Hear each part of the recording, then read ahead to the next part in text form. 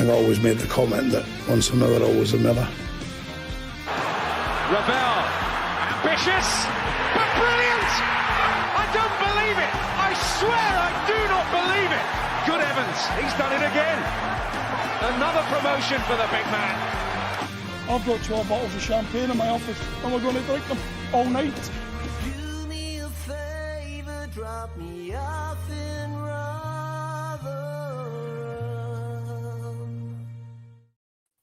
Hello, everybody. Welcome back to New York Talk. This is the Rotherham United podcast. Thank you all very much for being with us tonight. We have another non-victory, a draw this time on the road to Shrewsbury. Does that make us 2 unbeaten away from home? We're going to start. Does it start a run? Yeah? There's a better stat than that. We all know. There is. Yes, there is. We'll go on to that. Draw it at Shrewsbury, but second to bottom of the league, Shrewsbury. We'll talk about that. We have another game to talk about as well. We are playing again Tuesday. Another away game, a chance to get the away, another away victory. This one it's Cambridge, who are bottom of the league. So we'll cover all of that. Mick's back. How's Mick? Yeah, I'm all right, mate. I'm all right. I'm the clueless bloke in the middle at the top. That's me tonight. Fair enough. Danny's with us. Danny's Wi-Fi hopefully with us as well. How's it going, Danny? Right. Hopefully the Wi-Fi is as well. No, it's not a good start. No. Failed the initial test. Looks like it's this again for tonight, lads. We don't need to see why he's speaking anyway, mate. And Tom is back. Tom's back for a few days away. How's it going, Tom? Yeah, good. Good. Like I say, I was away for a few days, so didn't get to watch the match yesterday. Yes. Feeling in good spirits. And Kev's back. How you doing, Kev? Yeah, good, mate. I've spent afternoon with 200 Barnsley fans in Edensbar in Barnsley and had a mammal, like a charity do thing, which has been quite good, been interesting. I've been the only Rotherham fan there, so and I've got out alive, so I'm here. Well done. Yeah. Exactly. Nice to be with us. We have loads of the comments. Steve Gunner says, "Evening, one and all. Point is better than no, I suppose." Martin Holland says, "Good evening, everybody. Big improvement needed." Darren Coa says, "Evening, guys. A point on the road is not good enough." Sarah Ogden's with us is Noel Jordan. Vicious says, "Simply not good enough." Nathan Crabtree, Graham Lindley, Scott Grundy, Paul Rhodeson went yesterday. Shrewsbury were poor, but we were abysmal. Dan Cook's with us as well. We have, as we have to do on a Sunday, we ask people on social media to give us the first question. So we have Sean on social media, on Twitter X, says, apparently we played better with wingers. Who'd have thought? Do you think it's we will finally see a different formation with some width, Mick? We'll go back to the start in a minute, but there was a change in formation at half-time, and we were significantly better than we were in the first half. That make us good, but we were significantly better than we were in the first half with width. So who would have thought? Well, I mean, look, let's first things first. I'm not a professional, so it's only an opinion that I've got. But yeah, I mean, we've been crying out for it, haven't we? And we did look better marginally than we did prior to in that first half, or rest of the season. So yeah, definitely, that is absolutely the way we should be playing, in my view. And we've, like I said, we've said it many times on this podcast, haven't we? So. Will it be a change? I don't know. Is it? I don't know. Is my answer. I've got a few views, but I'm going to keep them to myself because I'm not sure. I'm not sure he's going to change his outlook on how we should be playing. Quite frankly, so giving views to yourself doesn't make for. Is it professional? That was only professional because I didn't swear. Yeah. Kev, let's go back to the start of the game. A couple of changes. Cam Dawson came in, which we'll talk about in a minute. Hack's injured, so he brings Alex McDonald in. Logical, you know what I mean. But that first half was, when I kind of think about it, one of the worst halves of our season so far, that first half. Shrewsbury were comfortably the better team. And had they had a little bit about them, we could have gone in second half out of sight because there was space for them to create the chance. They just didn't really create anything. Yeah, quite easily. I think we started all right, to be fair. First 5 minutes we looked pretty bright, and then we had a goal disallowed, which I don't think it should have been disallowed. I didn't see anything. It certainly weren't offside. And I didn't see a push, and the linesman did give offside. So that was a strange one. But then literally, as soon as that goal got disallowed, we went to pieces. 1-0 down, they hit crossbar. They had numerous chances. We could have been dead and buried. By far the better team. I don't know. He gets it so wrong for me. It's stubborn. He's a professional, so I let him off because he's a professional. We ought to make that point. But he's just so stubborn. Like Mick says, I don't think he'll change it. I think he almost sticks two fingers and says, "I know what I'm doing. Let's stick by it." But we all, as fans, there's thousands and thousands of Rotherham fans who all know what's going wrong, and we can see. But we're not professionals, so what do we know? Absolutely. And this is the thing, Tom, that Birmingham were great last week. That last week we lost 2-0. If we'd have played really good, we'd have probably still lost to Birmingham. That's the kind of team that they are. But this, with the greatest respect in the world, this is not a very good Shrewsbury team that we turned up against yesterday. This is not a good Shrewsbury. We got the playoff final. This is a poor Shrewsbury team. And you could see the game as the game went past, as they kind of ticked off those 10-minute spells, especially in the first half. You could see them get happier. You could see the confidence build in them, where they're kind of going, "Oh, well, these aren't actually as good as what I thought they might be." And that's just a frightening thing to watch, because we're meant to be a decent enough team, and it's weird. It's getting weird, and it's bad, and it's rubbish, and I don't see him fixing it, to be honest with you. Oh, okay. Yeah. No, I think the issue with the Birmingham game was that it was the performance that was the issue, and the lack of tactical nuance about really getting at them and kind of rolling over and letting Birmingham win. I don't think the result itself is actually what we're all upset about. Whereas this game, I think we said it before, that if we don't get 4 points out of these next two games, then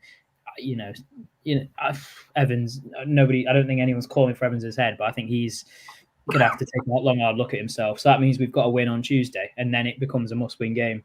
But yeah, I mean, like you say, they hit the bar, they scored. They had one where they flashed it across the box, and the lad at the end should have tapped it in the second half.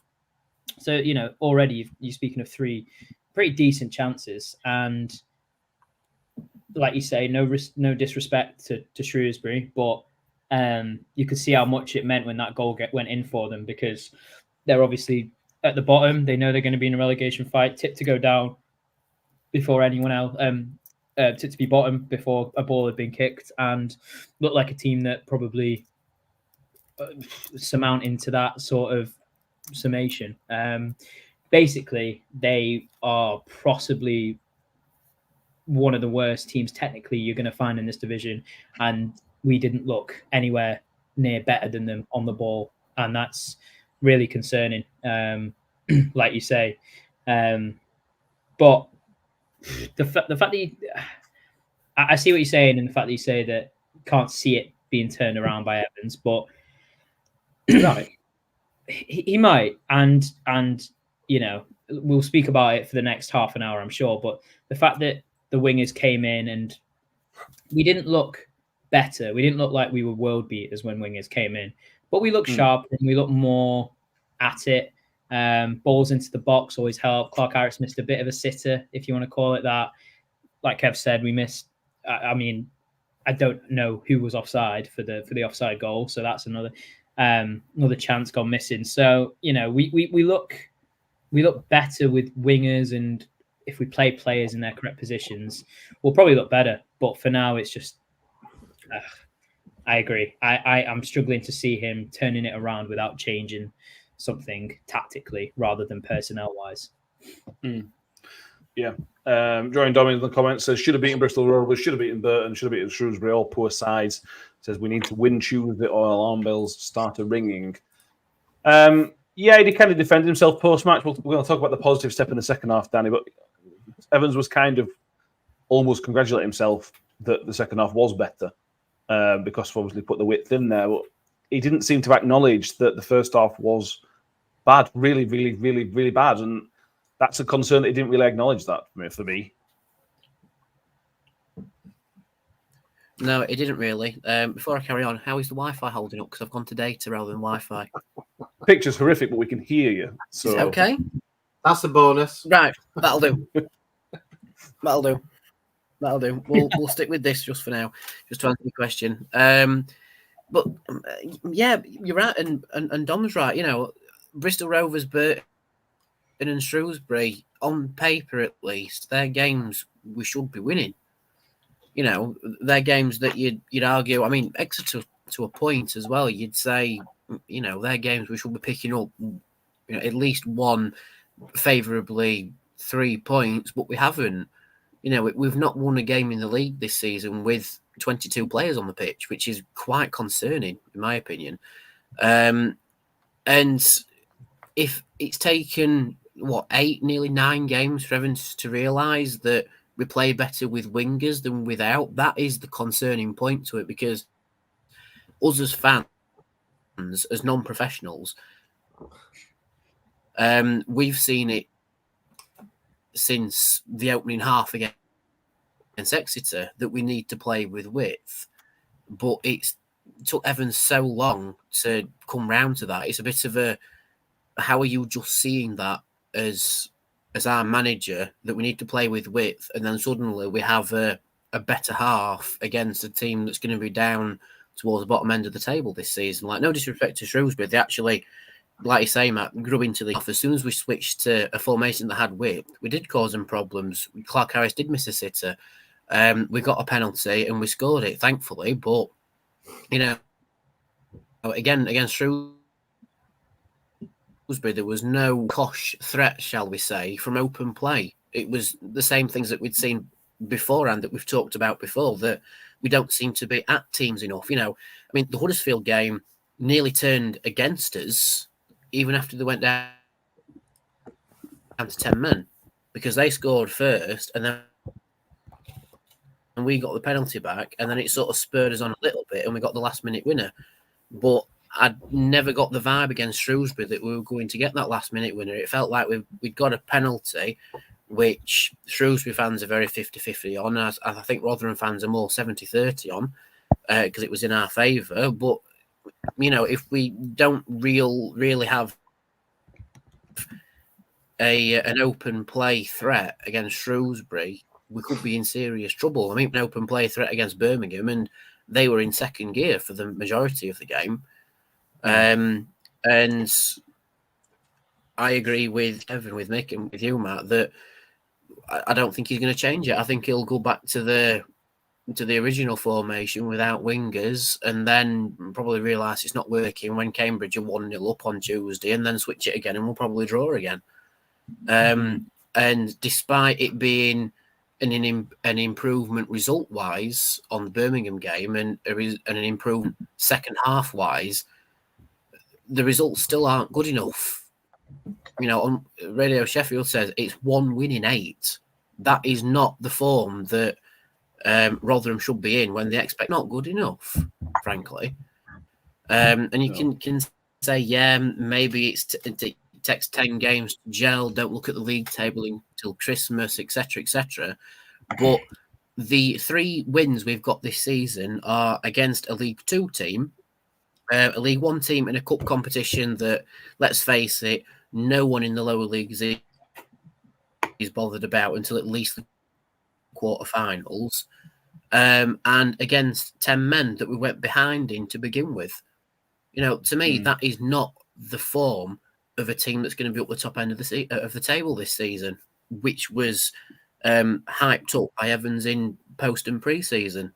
By his own standards, it's not good enough. No. It was that 1 win in 8, and if you look at Huddersfield's form since then, I think they've lost 6 out of 7 since that game as well. That win is not looking as good as it did going into that game.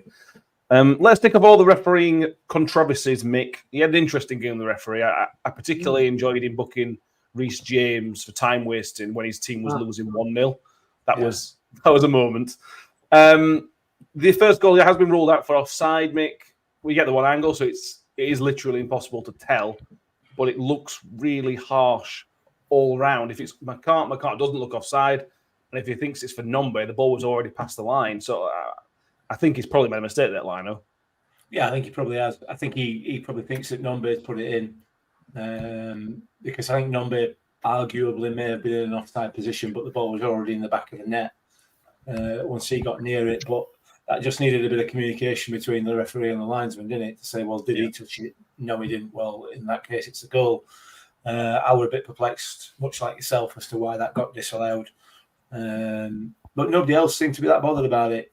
You know, the players didn't complain about it. So whether or not McCart was in an offside position when he headed it, I don't know. Or did Nombe actually put it over the line? He didn't. It certainly didn't look that way. It looked like it was already back at net by the time he got to it. But it's a mistake. He's dropped a clanger there. Either the liner, well, both the liner and the ref, because he assuming that they didn't have a conversation about it.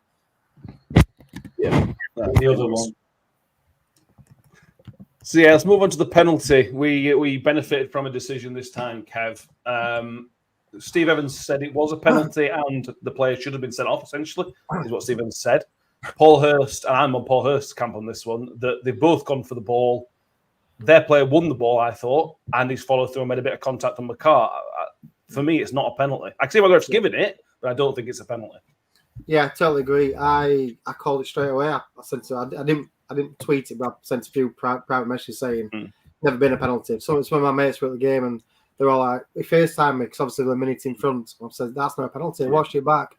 No way. I agree with you, Matt. I think both players had the feet high. I think the Shrewsbury player won the ball cleanly. McCart seemed to come up onto his foot and then went down.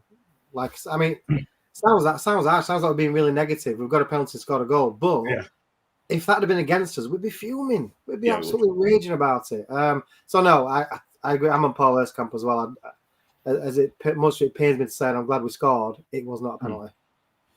No. Second time this season, we've got a soft penalty decision, Tom. This is weird. And are you agreeing with us, Tom, that it's soft as soft can be? Yeah, and just to play devil's advocate to it is, you know, they might have seen at half time that the goal that they disallowed perhaps shouldn't have been disallowed. So they were just waiting for an opportunity to make it right, which in turn doesn't make it right. So, you know, maybe it's a case of that, but agreed, it's two players, feet the same height. If McCart went in with his head, it's a completely different story. Yeah. We're all sat here going, yeah, it's definitely a penalty. But the fact that he didn't, and the fact that, you know, he didn't actually make a lot of contact with McCart, it probably wasn't a penalty, no. Harrison in the comments, it's about time luck went our way after last season. And it's funny, though, the times that luck went against us and cost us games, we're now getting the luck, and it's still not helping us get really anything positive from the game. It's just, even the luck's against us when it's with us, it's just frustrating a minute, really frustrating. Me? Danny? Yeah. What? Hello? Go on, Danny. Yeah, so, yeah. Last season looks going with us this season, and it's still costing us 2 points. Like, it doesn't make sense. It doesn't work. Your Wi-Fi is horrific today, Danny. Somehow, and I don't know how you've managed to do this, you managed to make Wi-Fi worse. Yeah. I don't know how you've managed that. Oh God. I'm not convinced that's possible. He's got the Rotherham United of Wi-Fi systems. Got it. Yeah. It's getting worse and worse. We'll go for the recourse while that hopefully fixes that. Fishman says they thought it was a 50-50. Paula Rhodes says it was right in front of him, not a penalty. Shelley says we're getting a lot of penalties now more the last few seasons. Is that down to the referees being worse or better? I don't know. I'll be honest.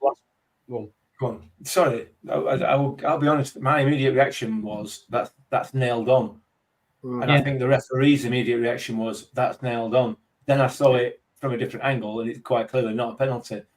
To stick up for the referee, if I might, you know, he's got one view of it, and my immediate reaction was definitely a penalty. You can see why he's given it, definitely. Yeah, but it clearly wasn't. You know, the lad got the ball, and you know, for Evans to come out afterwards, having clearly seen it, say that it was definitely a penalty and a red card is just, well, mind-numbing, really, but not entirely unexpected. I think classic Evans, isn't it? It's really, really classic Steve Evans. Yeah, I mean, let's go back to the first half, making the goal that we conceded. We were coming under a little bit of pressure after the disallowed goal. It was only a couple of minutes, but they started to build a little bit. And it's just poor. The guy who's crossed the ball, and I've seen the video that RC's put out today, the guy who's crossed the ball, he's got like 5 yards around him, acres of space. There's two guys at the back post in between two defenders that were essentially queuing up to put it in the back of the net. It's just so unorganised and bizarre. These are simple things. That was a simple goal that's quite simply avoidable. If you track your man in the middle and put a bit of pressure on the guy edge of box, it's just so avoidable. I mean, I've seen it from various angles, this goal, and I still, at this stage, have absolutely no idea where Rafferty is on the pitch. No idea whatsoever. Is it left back? He's defending at left. Oh, Rafferty. Sorry. Yeah. Yeah. So Alex McDonald's had to come back from midfield to track one of the players, and nobody else has taken it upon themselves to cover for the missing right back. And he's ended up with two players. He's got absolutely no chance, McDonald, there, none at all, to be able to cut that out. And yeah, the defending in the middle there to allow a centre forward to get in between the two centre halves is criminal, really. And that's, I hate to say it, but I think it's Cam Humphrey's man, and I think Cam's lost his man there, and it's just shambolic defending overall. But how we've got two attacking players on the corner of our 18-yard box on right hand side, and not a defender in sight. What are we doing? Honestly, I don't understand. These are experienced, highly experienced professional players, some of these defenders, and I don't know. I just no idea how he's been given the freedom of, or they've been given the freedom of our 18-yard box to put the ball wherever they want. And then we just compound it, like I said, by not picking up the centre forward. So it's a shambles. It is a shambles.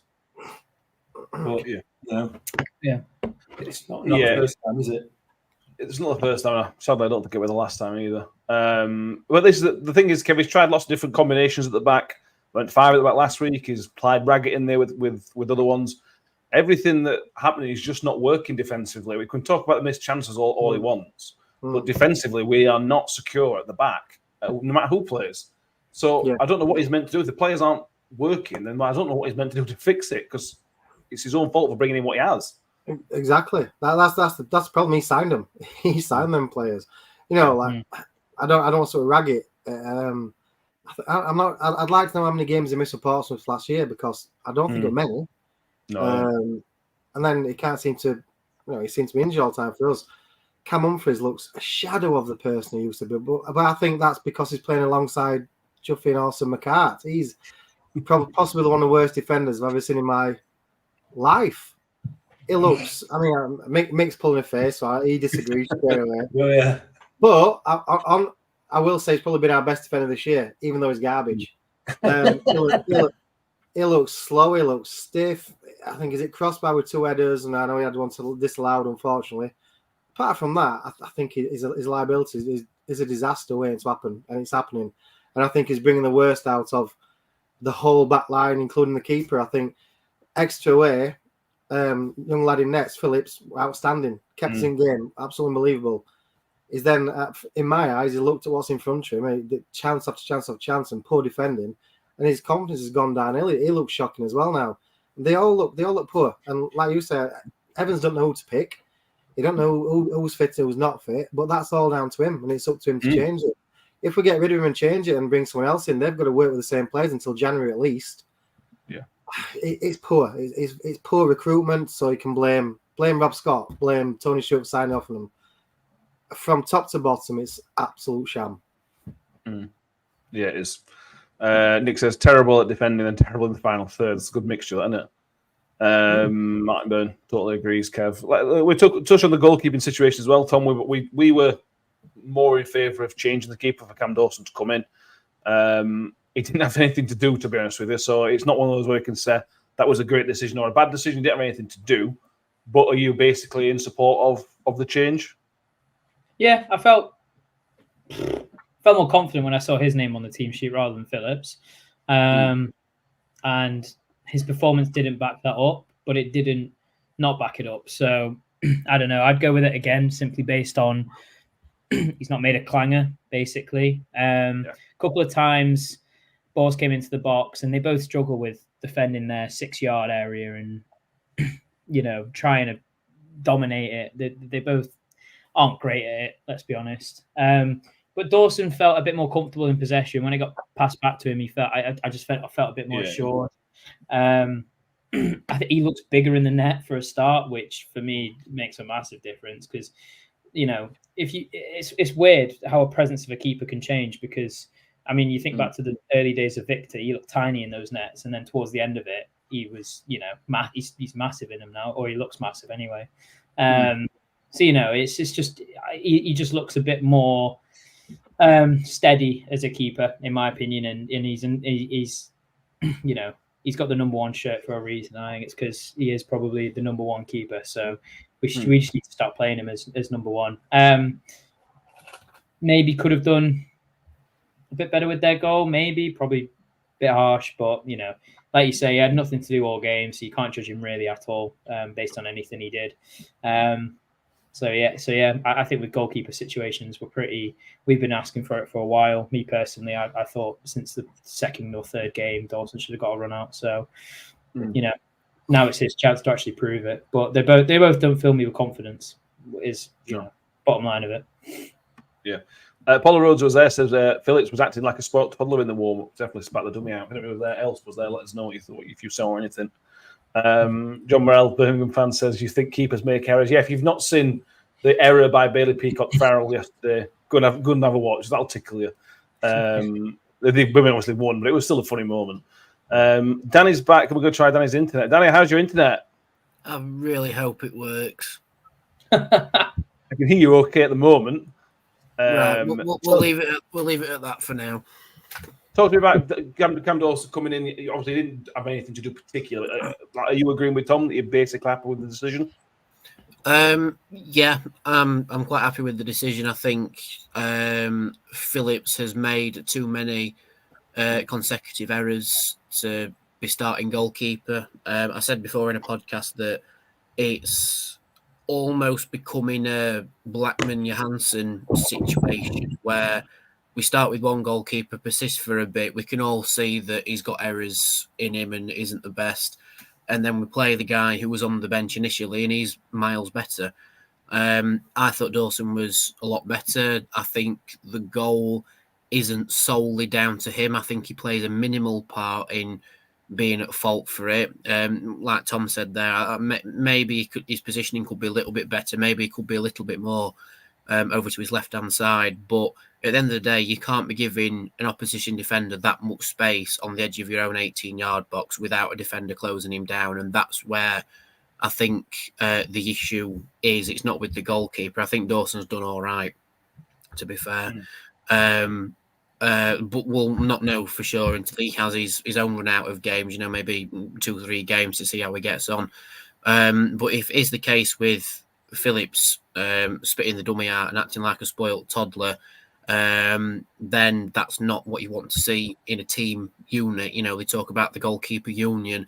Your goalkeepers are meant to back each other up, like we saw with Victor last season. Him and Phillips were each other's best mates, because it was those two against the world effectively, and along with Nat Ford. But if there is that thing of he's got Monk on because he's been dropped, that's not what you want to see in the team. But I also feel like that goes for a lot of the players. I think as soon as they get that losing mentality or that mentality of, we're not expected to win here, they all sort of get Monk on anyway. And I don't think that's down to the players. I think that's to do with the vibe in the camp, personally. I think the vibe in the camp isn't one that we're used to, and I don't think it's one the players are used to. And I think that is because we're not performing where we should be. But to get back to the point of goalkeepers, I think Dawson needs his run now to see how he gets on, because as much as it is the case with a lot of teams that you have your starting league goalkeeper and then you have your goalkeeper coming in for cup matches, unfortunately, with the form that we're in at the minute and the cup competitions and the opposition potentially, it's not going to be the best of runs for a goalkeeper to cement his place anyway. So I think with Phillips making the errors that he has done, Dawson needs his, in my opinion, at least 5 games to see how he is. If he ends up being absolutely pony, then fair enough, bring Phillips back. But I think with the errors Phillips has made, both with positioning and his commanding of his 6-yard box, I'd argue that Dawson will get a longer run as starting goalkeeper. Hopefully so. Moving forward, which was potentially one of the issues of the game, Nick said I also expected more from Hugill, hoping we'd take his chance, but wasn't to be the case. Yeah, Clark Harris wasn't fit enough to start, so he obviously went on the bench. We talked on Thursday about it being maybe a blessing in disguise that there was an enforced change and that Hugill might do something, mate, because when he played against Wickham, he did all right, and when he played against somebody else, Mansfield in the Cup, he did all right in that game as well. Hope that was that something might spring. And it just didn't. He was back to his usual self, throwing himself around, trying to win fouls that weren't even there. And I felt sorry for Nombe. Nombe didn't have his greatest game, but he's got nothing to work off. What's he meant to do when actually playing partner? It was more disappointing Hugill again yesterday for me. Yeah, it was. I mean, to be fair, he did win a couple of free kicks that he shouldn't have won. So the referee obviously bought a few of them. But yeah, I mean, Nombe had no chance because of the way Hugill were playing. He were dropping deeper and deeper to try and receive the ball. And he did, and he got the ball and he held it up reasonably well, but then didn't play the pass. He did what he often does. He holds the ball up, but he keeps it too long. There's 2 or 3 simple passes on, and then he tries a different one. So there was no chance for Nombe to be brought into the game at all, because a lot of the time he was playing ahead of Hugill because he was dropping so deep to try and pick up these long balls, which, that's not going to work. It's not going to work. He needs to be in the box. He will score goals. We know he will score goals. You give him the opportunities, he'll score goals. But halfway into the opposition half with his back to goal is not the place for Jordan Hugill. And all he has, the only thing he can do then is either try and hold it up and bring other players in, which he's not, with the greatest respect, he's not that great at, or try and win a free kick, which, with the greatest respect, he's not great at. So again, it's a tactical issue as much as it is a player issue for me, and it's not working. And I don't think it matters who you put there. You'd be better off with Nombe playing through the middle and dropping shots to get the ball, because at least he's capable of bringing other players in. He's got the pace and the ability to turn players and run at goal. Hugill, with the greatest respect, he ain't got any pace. Even if he manages to turn, he ain't going to get away from any defender. So it's the wrong man for the job. And then obviously, Harris came on and did essentially the same thing, except he didn't throw himself to the floor quite so often. But again, that central striker is dropping too deep, and they're not in the box when we need him in the box. We don't even get into the box, let's be fair, most of the time, because that's the person that's picking the ball, the long ball up that's being hoofed out of defence. It's not working. Hugill's a goal scorer. Get him in the box with the ball. He will score your goals, Kev. He genuinely will, if you give him the opportunities. Not in professional football, he won't. Not anymore. Right. But I think he will. But we'll never know, because we're not going to give him the ball in the areas where he's going to be dangerous. Nick said, I know Nombe hasn't scored, but he's the only striker at the moment that gives him any confidence. Was bringing Nombe off the right sub to leave the big man in the middle, Kev, or should Nombe be the one that stayed on? I feel for Nombe. I think he's been made a bit of a scapegoat. I'd love to see Hugill train, because he must be best person to train ever, because Evans must see something we don't. It's like, apart from Mick, I don't know anybody who likes him. But I feel Sam Nombe. He's carrying his record signing price tag. People all you hear is a £1 million striker. He's a young lad. He came from Exeter. He had a good season at Exeter. We paid a lot of money for him. Not questioning that. But like Mick says, he's on his own. He's getting no. Ugel's playing far too deep. Look, when Ugle runs, it looks like his knees run back to front. I've never seen a player with less agility. It's unbelievable. So you got to feel for Nombe. Nombe's up front on his own. He's trying to basically do the job of two men. He's getting no service. We finally bring, for me, I think Nombe is a better fox in the box. I think he's more chance of scoring in the box than Ugle. We finally bring two wingers on second half, and he brings Nombe off and leaves Ugle on pitch. It's just mind blown. I feel for him. I get the criticism. I can see why people are criticising him because he is a £1 million striker and he should be scoring goals. But unless we give him the chances, which we are clearly not, we're playing the whole systems wrong. For me, he is a £1 million striker, and we should focus everything around him and play into him and give him a chance. Ugle's been there. He's done it. He's played for West Ham. He's got his 30 hours, £1 million in bank. Sam Nombe is a young upcoming player. He's not one of these type. He deserves a chance. He deserves a good running team, and focus on him. Make him our number one, and make him the star man, and give him all the service he needs. Yeah, I agree. I completely agree. But there was positive. There was a step forward in the performance. Tom Cohen Bremmel had a reasonable amount of success, and products got questions on it, but he set up the Johnson Clark Harris miss. Hungbo came on, who we've all been crying out for and looked dangerous. Again, the question of his end product, but again, it was a step forward because it was getting us into dangerous areas. The final ball was terrible, and the finish was terrible, but we were getting into dangerous areas for the first time in a long, long time. It's a step forward, but it's only it's like a half a step forward, isn't it? Yeah, I was just about to say who came on at half time at left back because it wasn't Bramall.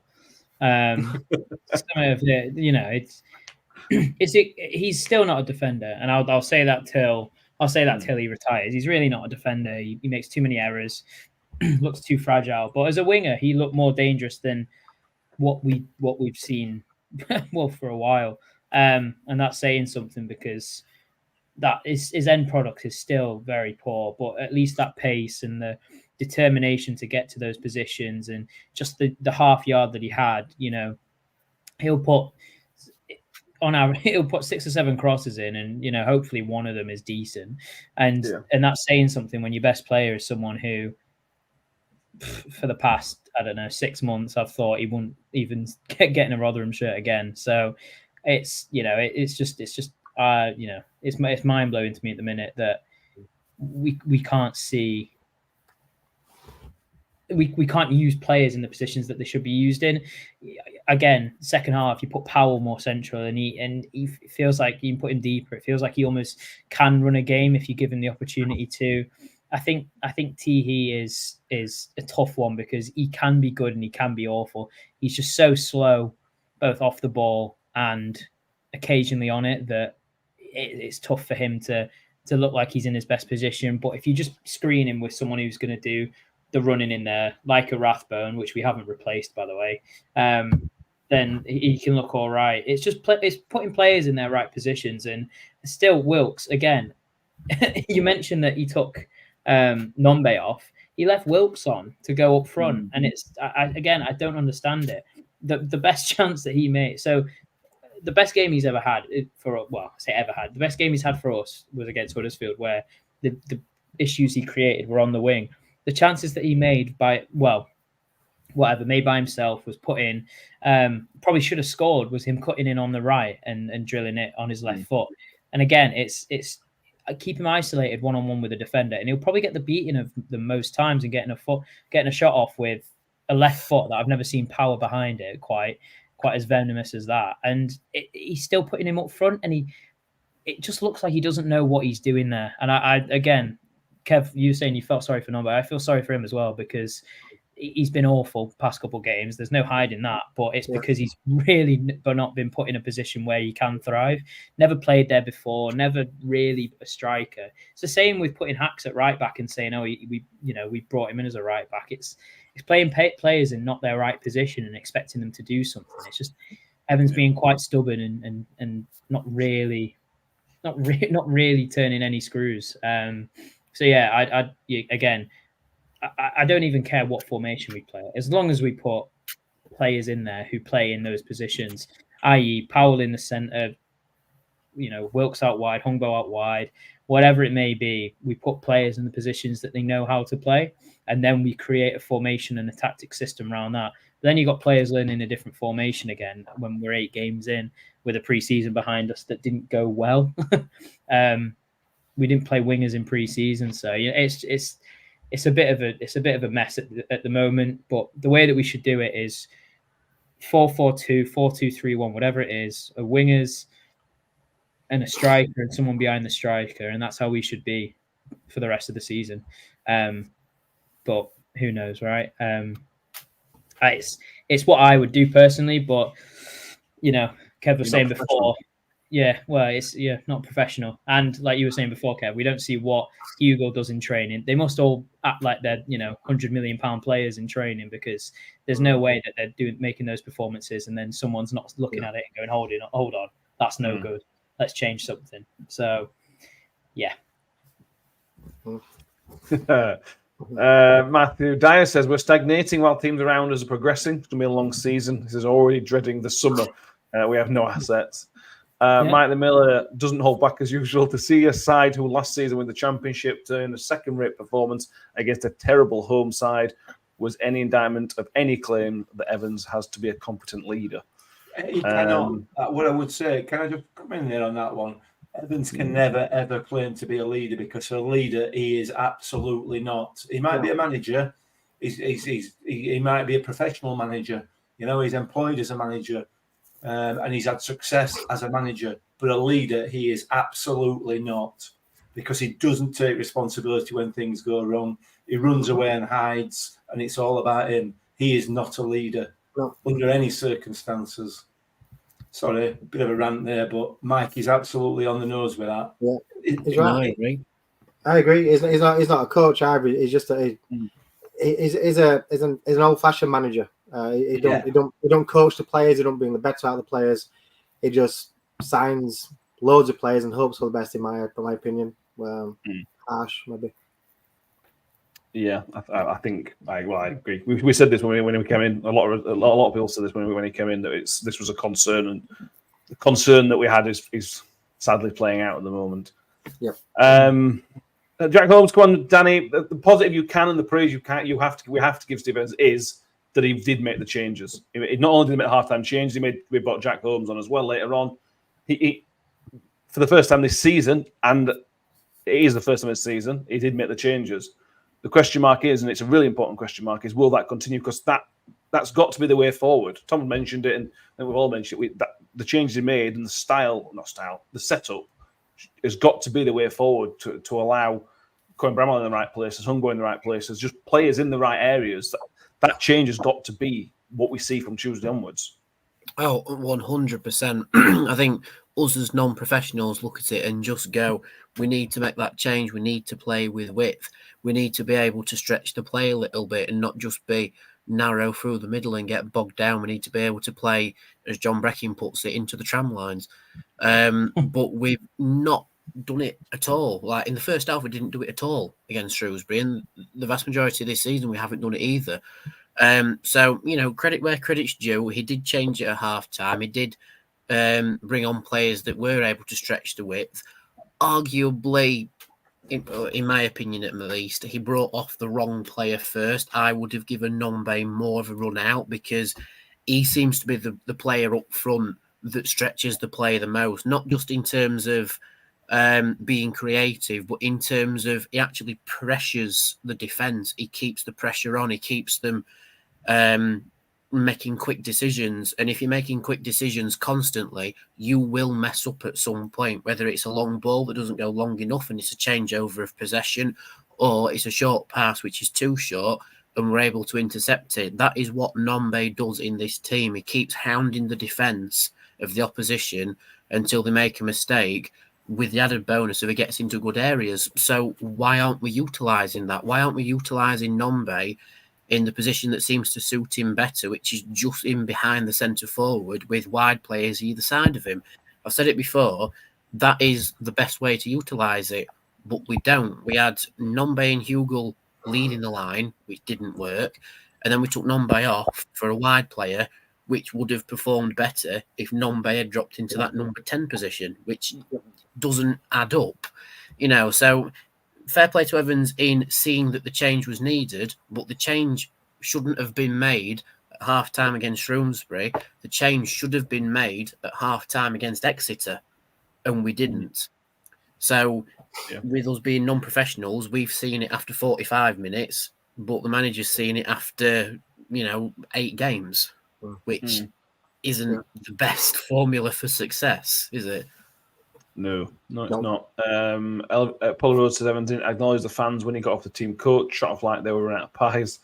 I didn't see him after the game as well. I might be wrong, but I didn't see him after the game go over to the fans. I might be wrong on that one, so correct me if I am wrong on that one. Nathan Crouchy says on Evans, it takes about 3 full squads to find a decent one. There's no loan window like there was first time round for him to kind of add Frecklington to it in like October, November time like he did before. Well, we're going over to Cambridge now. Is there anything else we want to mention from the game? Other than some people mentioned the boos at half time and full time. They're to be expected, I suppose, bearing in mind the result and where we are. They're to be expected, aren't they, really? Yeah, I think justified, and Evans will probably have something to say. I've not even listened to. I can't be asked to listen to his comments afterwards. What he said, but totally justified. I mean, it's like 800 people going down to Shrewsbury on a Saturday when we've not won for. Mick, how many minutes is it? Bear with me, caller. I shall come back to you on that. You carry on, Kevin. I'll let you know, mate. A lot. It's a long time to take 800 fans, and no, that'll be a few hundred at Cambridge on Tuesday night. It won't take a lot for him to come over and just thank the fans, pat his chest, do his stupid little jig in the middle of the park, whatever he wants to do. Just acknowledge the effort them fans have made. I didn't go to Shrewsbury because I've got common sense, but the ones who did, hats off to him, and he should acknowledge him as well. If just for your information, it's 994,923 minutes. nearly 1 million minutes since we last won. 1 million minutes. We'll be there. Wow, it's bad. The only thing I will mention is in his pre-match, the pre-match after we recorded on Thursday, there's clearly been conversations where he talked about an interview when he talked with the chairman, and he's the chairman's son, where the chairman apparently said to him that Steve Evans has got more credit in the bank than anybody's ever had at the football club. Well, that's interesting on itself, but what it tells you is they are having conversations about how bad things are. The conversations are clearly there, otherwise that wouldn't even have come up in conversation, would it? So there's clearly been something said between the two of them, or between 3 of them, include Richard Stewart, I think it was. There are conversations there, isn't there? Potentially, or he knows the disquiet and disgruntlement amongst the supporters. He understands that, and he's trying to cover his back as he very rarely does with some other nonsense. He's look. Yeah, no. Let's forget it. Let's not be negative about our manager. Let's move on and talk about what we're going to do on Tuesday night and how we're going to bring on 3 points. Sorry to interrupt me. I think it is too early to change it, but someone's got to change quick. Whether it's someone's got to change. Look at what Blackpool's done. They fetched in frigging Steve Bruce, and I think he's won 4 out of 4 league games. Yeah. Bruce. With an average Blackpool team, our squad on paper is better than that Blackpool team, guaranteed. So someone's got to change. Yeah. Right, let's move on to the Cambridge game, which is kind of moving on. Harry says, "Is this a must-win game for Evans and his job, Mick?" This is an interesting game because obviously we've had the start. We're going to have a scan report. Will be out tomorrow. I spoke to Cambridge fan earlier today, and they're kind of saying that if they don't win on Tuesday, Gary Monk could be out on his arse on Wednesday morning as well. So this Tuesday night is This Tuesday night is a huge game for both Gary Monk and Steve Evans, because if we lose on Tuesday, we're probably back in relegation zone again. It's only 9 games in, so it's not a massive issue but that is a massive issue, losing to the Cambridge with the start that they've had. And obviously, if we win, then probably Cambridge will be out of a manager as well. It's going to be one of those games. Yeah, it's not great, is it? For certainly for Gary Monk, I think he's obviously on borrowed time given their league position and the lack of results this season. I don't think it's a must-win game for Evans. I genuinely don't. And as Kev said there, we and the RUFC has mentioned it on Twitter quite a lot today. You know, we don't want to be one of those clubs that keep sacking managers. No. However,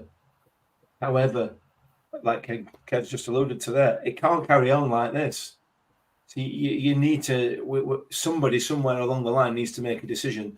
I don't think that decision will be made by anybody at Rotherham United Football Club. I genuinely don't. If we're in the relegation zone come Christmas, then that might be another matter altogether. I think there's probably some mileage in what Evans has said about the backing that he's going to get from Stuart, because we know he will. We know he'll back him up to the hilt, because because to not back him would mean admitting he's made a mistake, and he's not going to do that. So I'm not convinced that it is a must-win game as far as Evans' job is concerned. As far as any credit he's got in the bank with supporters, certainly at least one of these next two games are must-win. There has to be a minimum of 3 points coming from these next two games, which obviously has to be a win on one of them. Otherwise, you know, any credit that he's got will be massively diminished, and he ain't got a great deal with the majority of fans as things stand at the moment. So it's going to be interesting. It's going to be interesting. We'll see when we come to predictions, but I'm not convinced. No. Yeah, Tom, we're 7 points adrift of the playoff place, which is realistically the important place at the minute. We're 10 points, only 3 points further, so 10 points adrift of second place. But these kind of weeks are big weeks where things can change. I mean, it'll be 16 points adrift of automatics and 13 points adrift of playoffs in 4 or 5 days' time after, obviously. So how big is this week, these next 6 days? How big are these 6 days for Rotherham United's season and Steve Evans himself? Are we all kidding ourselves that we can still get playoffs? Is that seriously? That was the pre-season talk from the band himself. Yeah. And honestly, mid-table finish now is realistic and probably expected. We've played 8 games and 6 of them have been against teams that, if you want to get promotion, you should be beating. The only 3 potentially I'll give him is Huddersfield, Birmingham, and Charlton. The rest of them you need to beat to be in promotion places. And look, we could really make a massive spin on this and go on some unreal form, and you can always change. You can always change your form and get better at certain times of the year, and that always matters because teams are dropping and teams are whatever. But yeah, I think for the sake of our sanity, these next 2 games should be wins, and that's only because we just expect a lot more from these players and this manager and this team, and we should absolutely be better than we currently are. Therefore, we need to win these next 2 games. But like you've all said, in regards to his job, I think he's all right. In regards to if he doesn't win the next 2 games, his job should be secure. But it's getting to the point now of, if it's not going to happen now, when is it going to happen? And if it's not happening against 3 of the worst sides in the league, is it going to happen against 3 of the best sides in the league?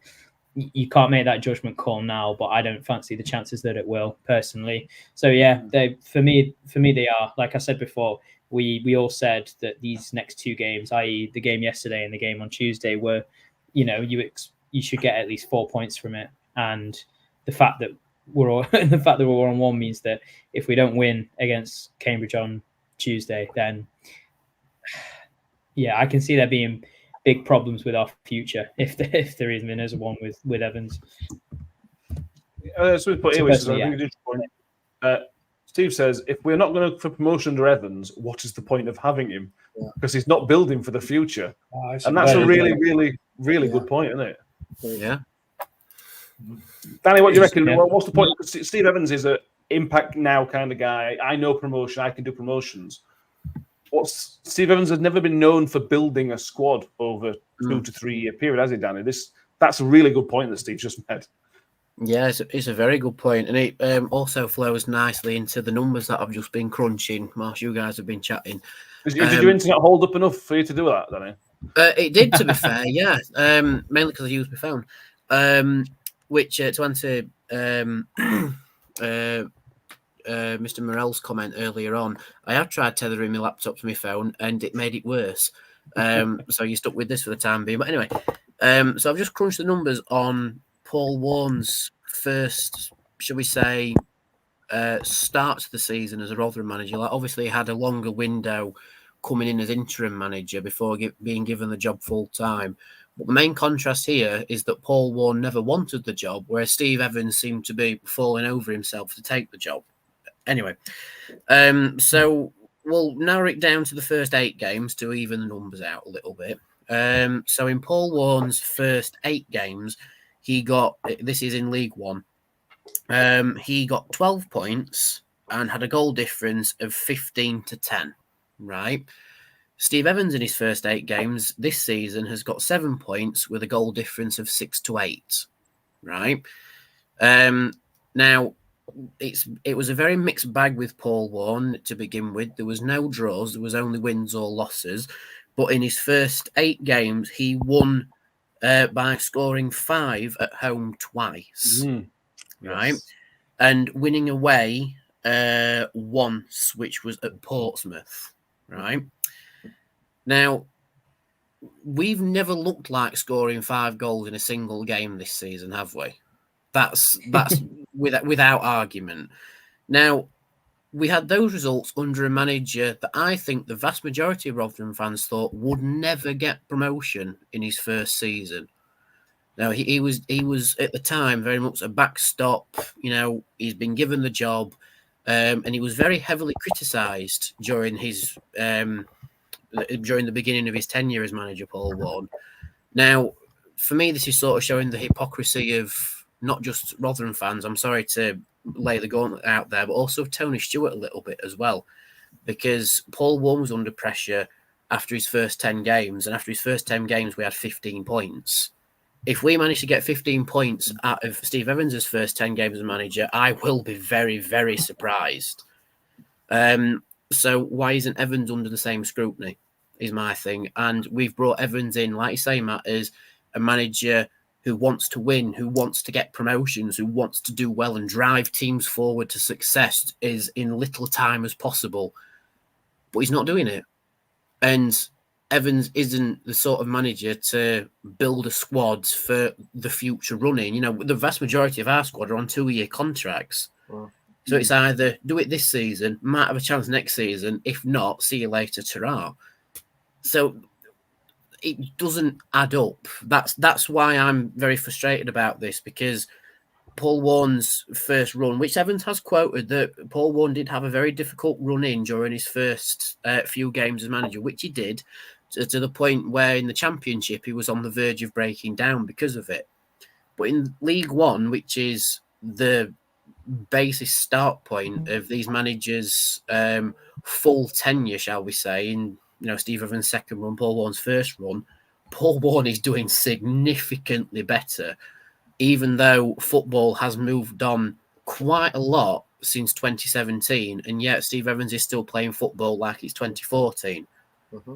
So it doesn't quite add up, and I think if Evans is the man to push us forward, that's why, in my opinion, he's already under pressure, because he's not getting the success that he promised us during post and pre-season, but also sort of expected of himself to begin with. And I think in that regard, he's his own worst enemy, and that's why he seems more mellow and a bit more head down, downtrodden in his interviews recently, because he's not living up to his own expectations as well, which already puts him under pressure. And it feels like he's the main victim of that, and that's why he's not changing anything, because he's sort of in the mentality of it's going to work, but it's not.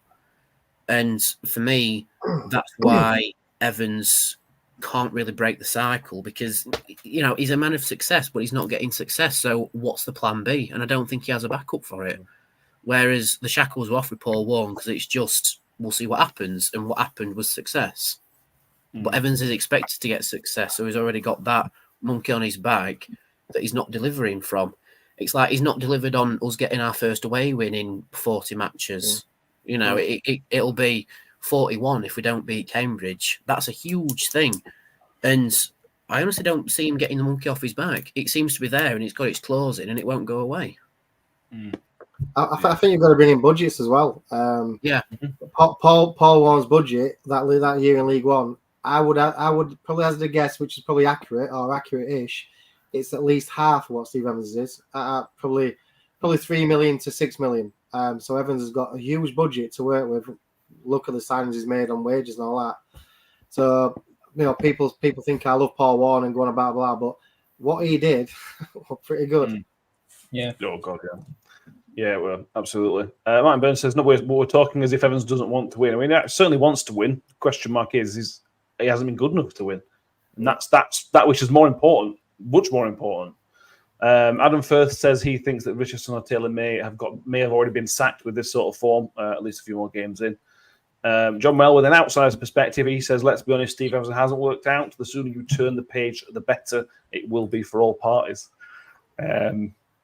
But who joins? Who joins? Name me three managers that would join, and that's the other problem is that nobody. Yeah. Number one, there is nobody to join anyway, and then you've got to consider that they actually want to join, and then you're stuck at we've got no manager, we've got no assistant manager because he's absolutely going, and we're left with 2 coaches that we signed about 6 weeks ago. It feels like so. Yeah. We sack him now without a backup plan. What do? Go out and get Richardson back in, and then fans turn toxic, and then if it goes sour, then you have to get rid of him again. It's like nobody's leaving a club to join us is basically what I'm saying. So what managers out there are not at a club and want to come to us? And you're left, and you're left with maybe a half an option in Richardson, and then where do you go from there? Yeah, I mean, there could be some coming on market very soon, but we can't wait for managers to come on market. And like Tom just said, no one's going to leave a job to come join us. Like you've got I saw people say Mark Robbins could be out of a job soon. Mark Robbins ain't going to come back to Rotherham. Not a chance in hell. He's had really successful 2 years at Coventry. He's having a little bit of a poor season because they've sold the best players. He ain't coming back to League One and to Rotherham. Not a chance. Paul Eckingbottom is struggling at Preston, but again, he's not going to drop back to League. There's nobody. Tom's right. There is nobody who's going to want this job. But I think the lad from Crawley just gone to MK Dons. That's going to be his only hope. We pluck someone from Bromley or someone from lower league to take a punter. It's a gamble. Otherwise, no one's going to do it. No. Yeah, well, that's the thing. You've got to remember last season, last November, whatever it was, how much of a shambles that was because nobody wanted to come to the club. Yeah. It's going to be worse. We're in a league below. We're in almost 24 places lower than we were when we tried to hire something last season. So it's not as easy as that. But yeah, moving a bit more to Tuesday, Mick. Just to give you a bit of in our form, we've played 3 of the bottom 4 already. We've drawn to those 3, which is fun. Sorry. But yeah, what do you think we will see on Tuesday in terms of setup? What do you want to see? And then what do you think you'll see, Mick?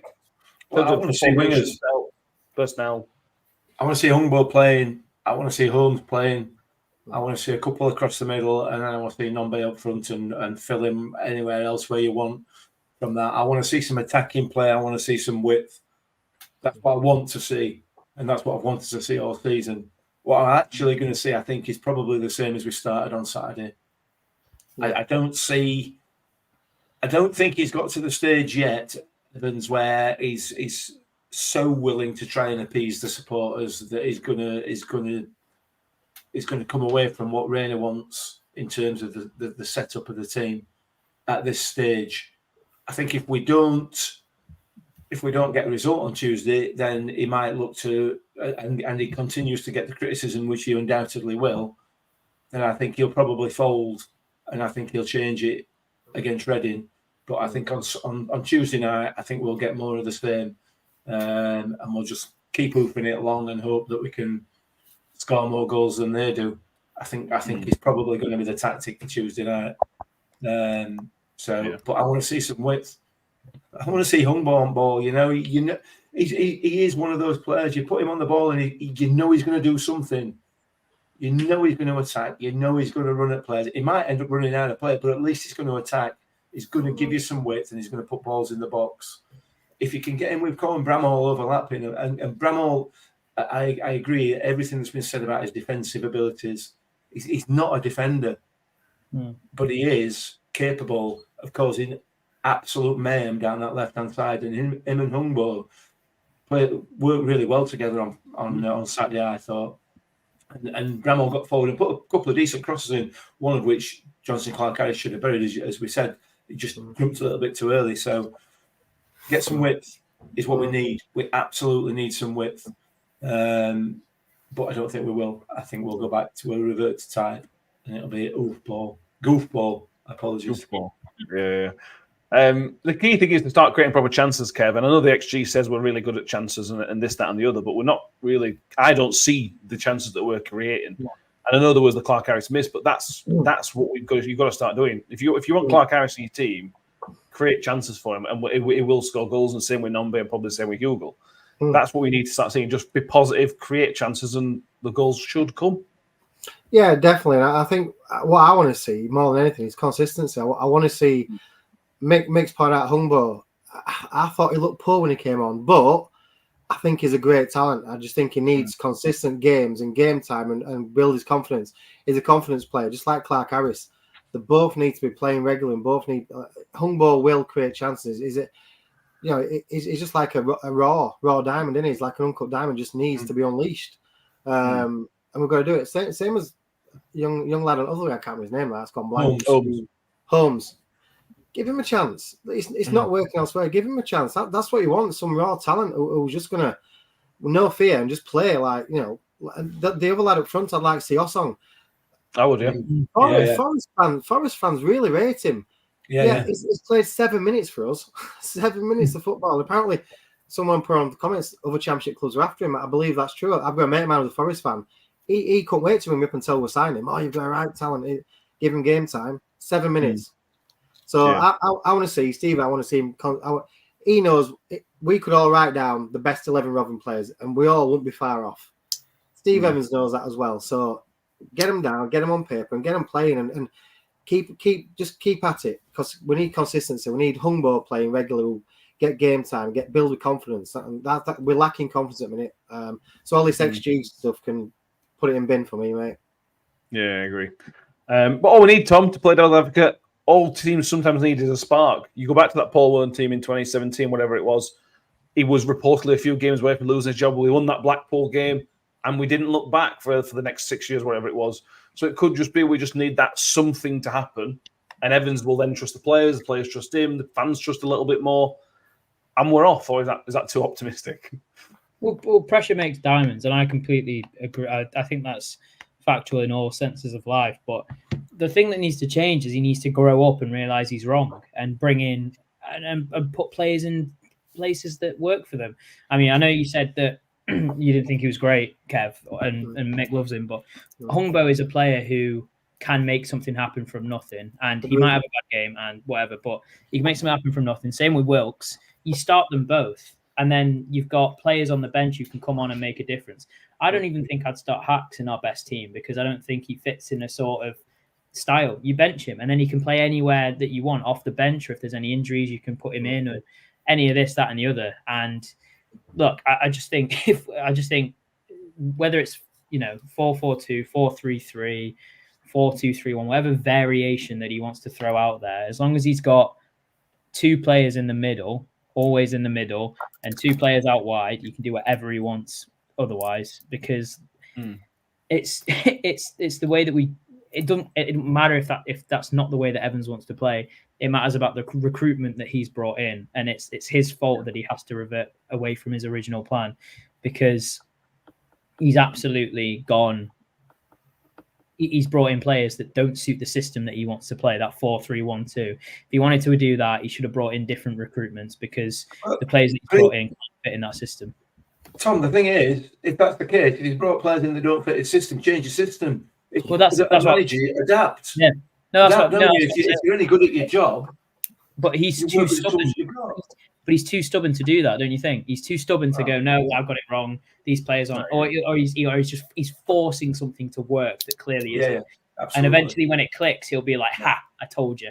Like that Huddersfield game, giving the fist bumps, giving all this in post match, this, that, and the other. He's gone. Wow, it's worked. I've proven everyone wrong, and then it's gone back to its old crap again. And that's the issue, is that he's not admitting that the players that he brought in can't play the position what he wants to do. Therefore, change the system, but he won't until you're 1-0 down against bottom of the league at halftime, and then you've forced him to doing it. Yeah. So, if you start that tone and president first game of the season next to it, after the game, the only thing he came out and said was, "I got it right about playing Phillips. I got it right, didn't I?" Come on, mate. We've just been shocked. If that's all you've got it right about Phillips. Wow. Yeah. Everything else wrong. Yeah. No, absolutely.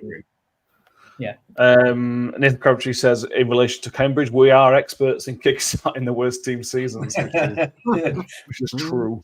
Let's do predictions. Update the prediction league. There is a change at the top, Mick. Mick is back to the top of the league.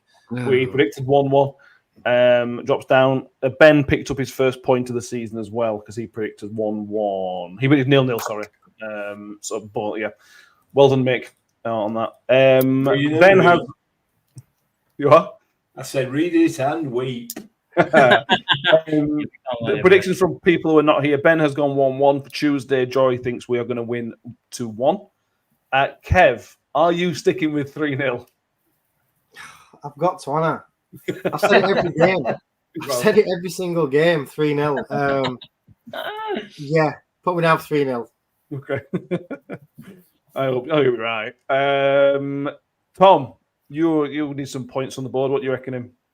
I'm saying I think 2-1. I'm just going to keep going for it because I just think I can't see us not conceding, but I can't see us losing or drawing again. I can't. It's not acceptable. Fair. Danny? Well, without the penalty, I would have been bob on because it went the same way as Exeter. We dominated, but we're still 1-0 down.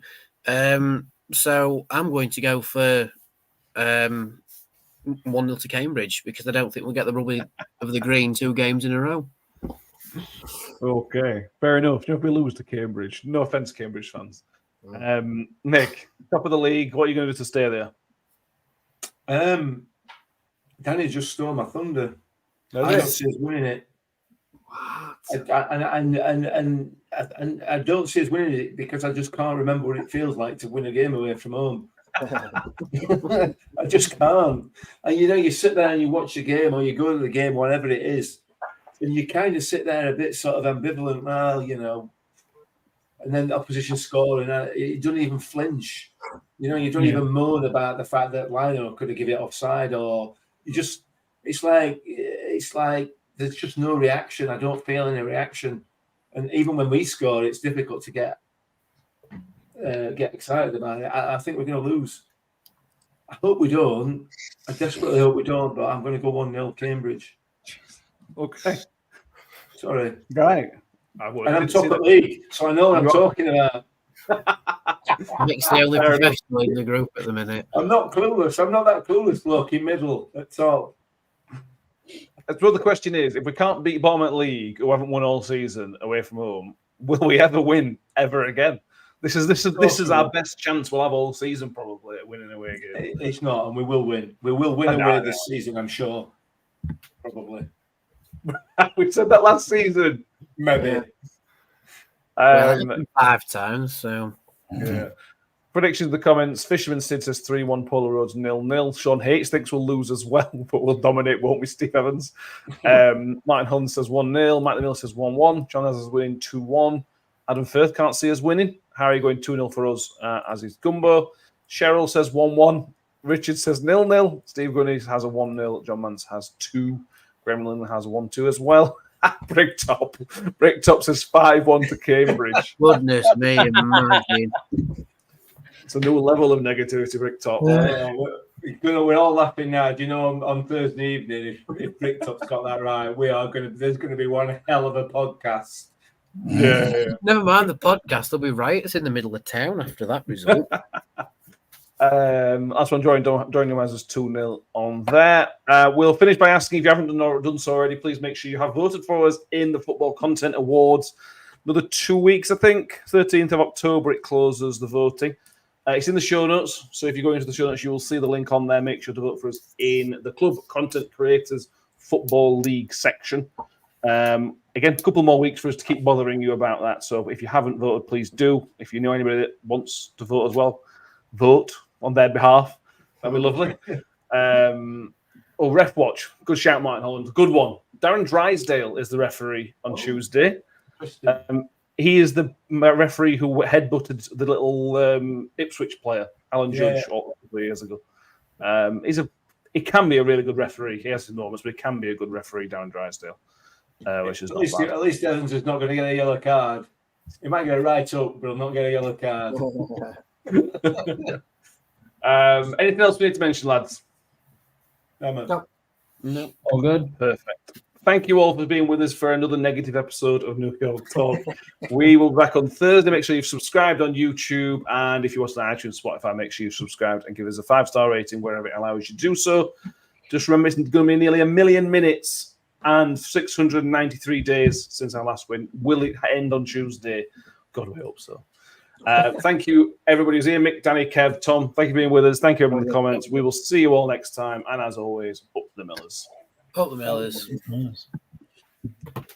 I think I always made the comment that once a Miller, always a Miller. Ravel, ambitious, but brilliant! I don't believe it! I swear I do not believe it! Good Evans, he's done it again. Another promotion for the big man. I've got 12 bottles of champagne in my office and we're going to drink them all night. Do me a favor, drop me off in